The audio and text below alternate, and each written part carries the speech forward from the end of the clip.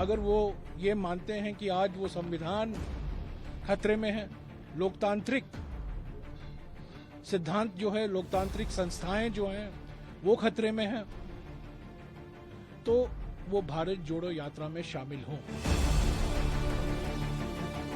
बात यह है कि आज हालात बिगड़ क्यों रहे हैं?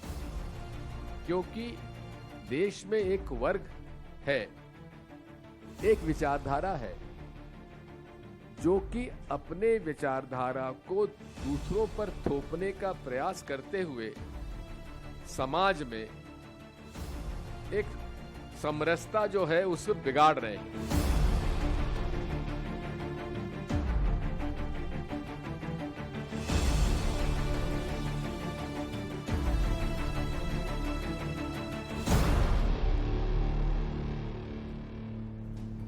There is a big revival push coming in from the Congress party on the road to the 2024 general elections. Today, the Congress announced its Bharat Jodo Yatra, which will kick off on the 7th of September from Kanyakumari and traverse 3,500 kilometers to 12 states to end in Kashmir over 4 months later. The plan was announced by Congress leaders Jairam Ramesh and Digvijay Singh, who confirmed that the Padyatra would be flagged off by Congress MP Rahul Gandhi with a core group of 100 to 150 party workers. Rahul Gandhi has also reached out to 150 civil society groups to take part in this yatra. The Congress party says that such a movement is the need of the hour. Jairam Ramesh has said inflation, GST, unemployment and social polarization are breaking India, adding that the mass movement is aimed to strengthen the Congress party ahead of 2024 general elections. Digvijay Singh called the Yatra an essential move to protect democracy and the constitution. It is an ambitious move from the Congress, which continues to find itself on the back foot in the political arena. Remember, this also comes ahead of internal elections in the party, where all indications suggest that Rahul Gandhi has opted out and the Congress could see a non-Gandhi as president. So can the Congress revive itself through such a movement? Joining me on the show, Tuhin Sinha, spokesperson of the BJP, Rohan Gupta, representing the Congress, Rashid Kidwai, author. Rohan Gupta, what will this yatra really achieve? Will it really be able to solve the fundamental problems that ail the Congress party? See, Maria, this is not only about Congress party. This is about the whole country. If you see BJP's role, today, whether it is inflation, whether it is GST, whether it is unemployment, all sorts of the issues, where the economic issues, this government has miserably failed. The only issue they are scoring or they are winning election is dividing the country. So this is the time for uniting the country. Bharat Jodo is the need of an hour. If they are not successful in dividing the society, I am 100% sure that propaganda will be exposed and the people will talk about their performances. I want to understand from you, Rohan Gupta, has the Congress party given up on Gujarat and Himachal? Because if this yatra begins on 7th and Rahul Gandhi is to flag this off, it clearly means that he is not really available for campaigning in these states. You are not updated. 5th of September, Rahul Gandhi is coming to Gujarat. He is meeting all our workers, the booth workers, and then he is going there. And even after he flags off the yatra, there is possibility that in between the yatra, he might attend the programs and might join the yatra back. So it's not about, leaving Gujarat.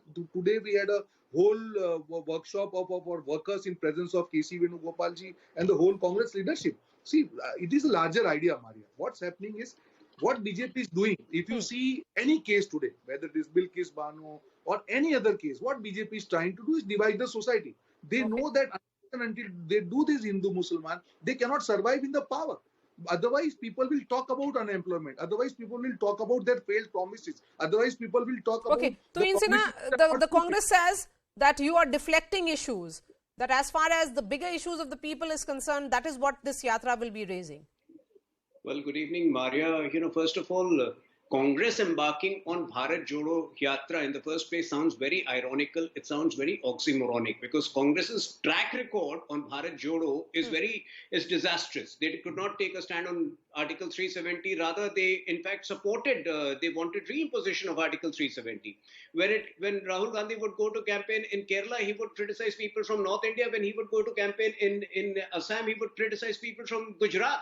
Until a few months ago, he was insistent India is a union of states. So I think their own track record on Bharat Jodo is disastrous. Secondly, as the Honorable Prime Minister had clearly pointed out in his speech, till these parties come out of their culture of corruption and nepotism, they have no future, and the people would reject them, which is what has happened. So I think this is a desperate gambit by the Congress in the existential crisis that it is facing to somehow survive. Okay. But that again is a big Okay, question. Rohan, this is desperate attempt because you have organizational issues, internal differences, likes of Anand Sharma and Ghulam Nabi Azad, who are part of Group of 23. They have become even more vociferous in their opposition.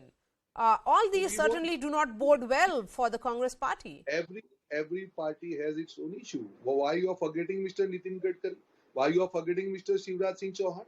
So anything. See, Congress is not only about Congress party. It's about saving the country. See, larger idea here is what, Maria? What BJP is trying to do is they are weakening the country for their electoral role, electoral gain, which Congress has never done. This is the basic issue. The China comes and occupies our land. BJP is always in denial mode.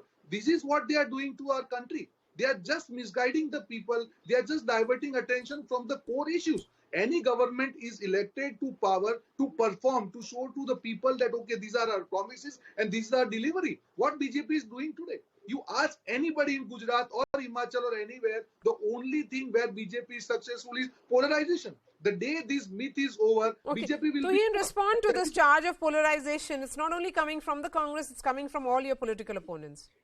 But what is new in it? Yes, today there is polarization, but of a completely different kind. It is between corrupt and non-corrupt. It is between dynasts and non-dynasts. It is between performers and non-performers. Rohan Gupta just raised the issue of the changes in our parliamentary board.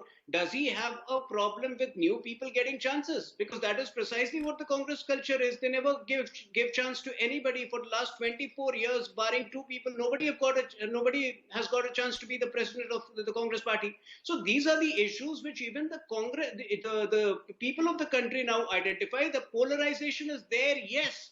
But it is now between performers and non-performers, dynasts and non-dynasts, Okay. and corrupt and non-corrupt. Okay. Rashid, let me bring you in and then I'll go back to the politicians for their final comments. There is a plan, that's what the Congress has unveiled today. But this is also coming at a time when there is buzz that Rahul Gandhi has opted out of the presidential elections, the internal organizational elections, and there could be a non-Gandhi as at the helm. The question then is Rahul Gandhi a yatri in this yatra, or is he the one leading it? Yes, Mari, I think Rahul Gandhi is proving to be a very unconventional politician. Remember, job of a political party is in a parliamentary democracy is to win elections. At a time, as you rightly pointed out in opening remarks, when there is a kind of battle for Gujarat is gearing up and battle for Himachal Pradesh is there, and he is going for this yatra.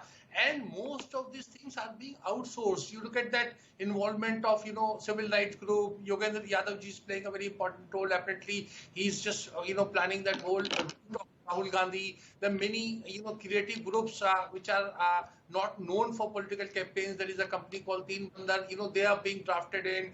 There is going to be a Cadwa kind of tent for Rahul Gandhi for 125 days. So all these things are going to cost a lot of money when there is a resource crunch. So it's all question of priorities also.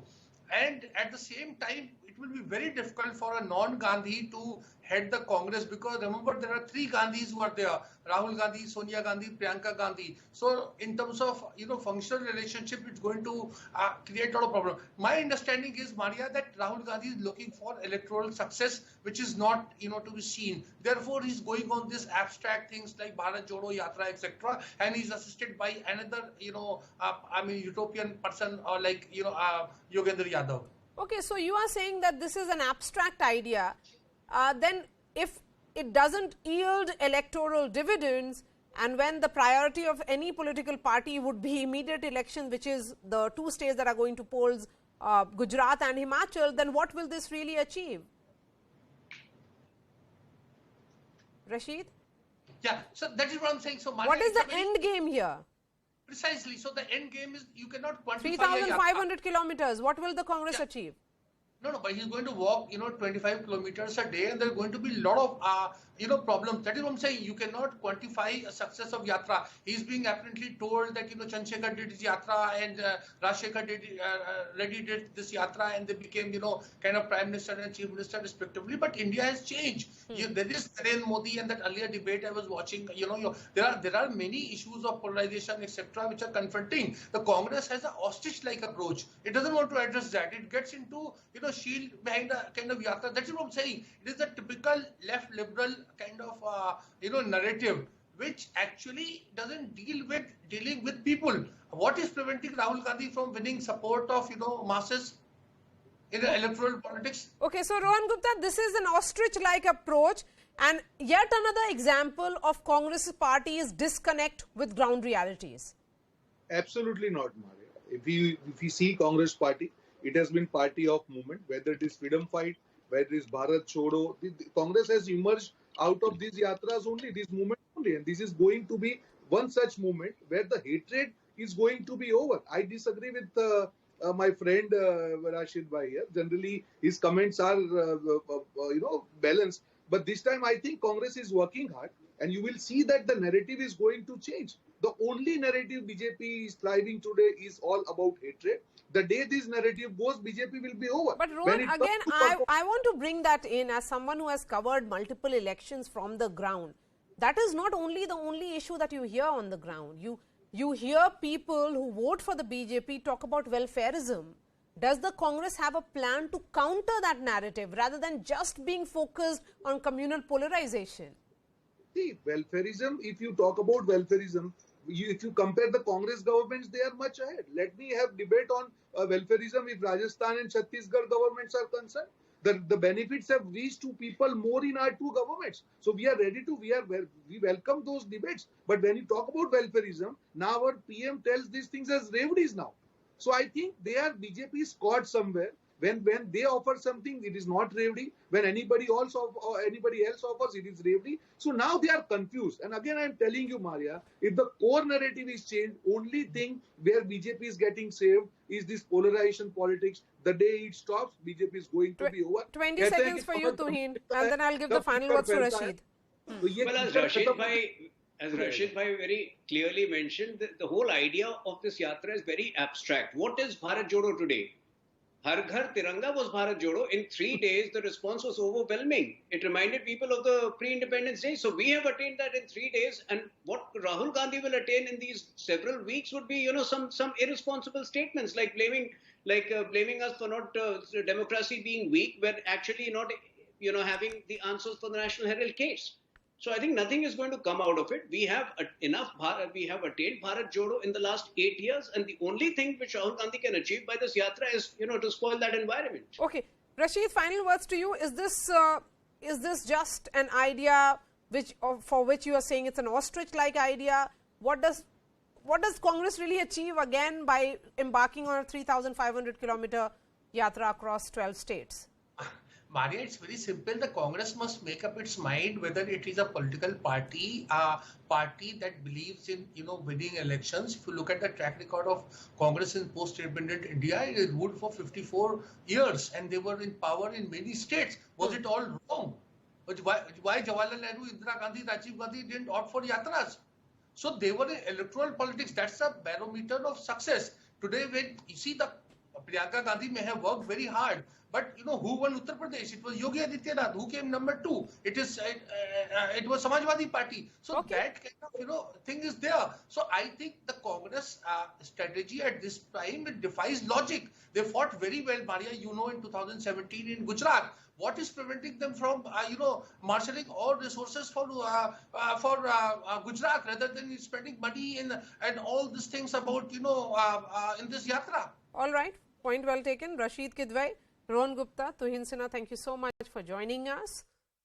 That's all from me. I'll be seeing you tomorrow. Thanks so much for watching.